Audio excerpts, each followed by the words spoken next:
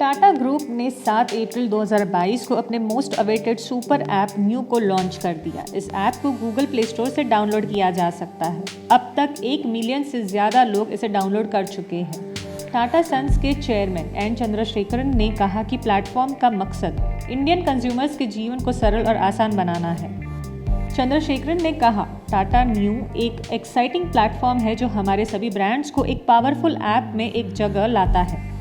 यह टाटा के wonderful world को डिस्कवर करने का एक बिल्कुल नया तरीका है। उन्होंने ये भी कहा कि हमारे कई भरोसेमंद और पसंदीदा brand AirAsia, BigBasket, Croma, IHCL, Qmin, Starbucks, Tata one MG, Tata Cliq, Tata Play, Westside को इस प्लेटफॉर्म पर देखकर मुझे गर्व हो रहा है। Vistara, air India, Titan, Tanish, Tata Motors भी जल्द इस प्लेटफॉर्म में शामिल होंगे। ब्लैकबेरी फाउंडर माइक लेजारिड्स ने 2010 में सुपर ऐप शब्द दिया था। इसके बाद भी जो सुपर ऐप सामने आए उनमें कोई भी अमेरिका, यूरोप या UK से नहीं है।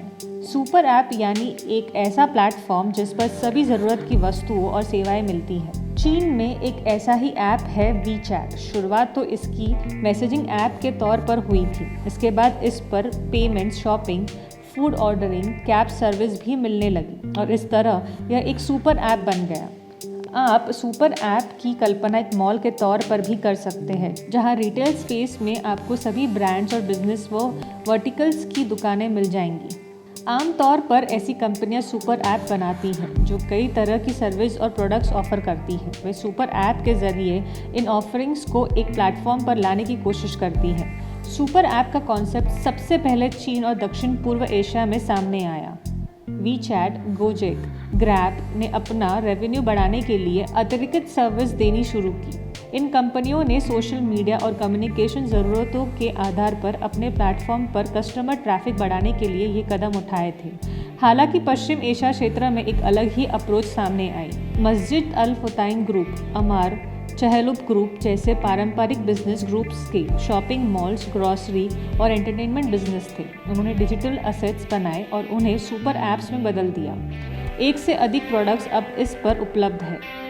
एक देश या क्षेत्र को तब सुपर ऐप के लिए तैयार माना जाता है जब वहाँ की बड़ी आबादी डेस्कटॉप के बजाय स्मार्टफोन से ज़्यादा सेवाएं और सुविधाएं चाहती है।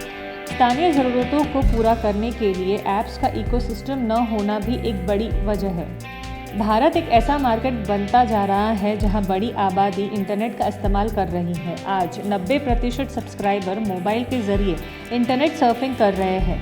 इस वजह से ज़्यादातर कंपनियां सुपर ऐप्स बना रही हैं। इसके अलावा सुपर ऐप्स रेवेन्यू बढ़ाने के साथ ही कंज्यूमर डेटा से यूज़र के बारे में ज़्यादा जानकारी जुटाने में कामयाब होता है। इस तरीके के अपडेट सुनने के लिए बने रहिए DRV न्यूज़ के साथ।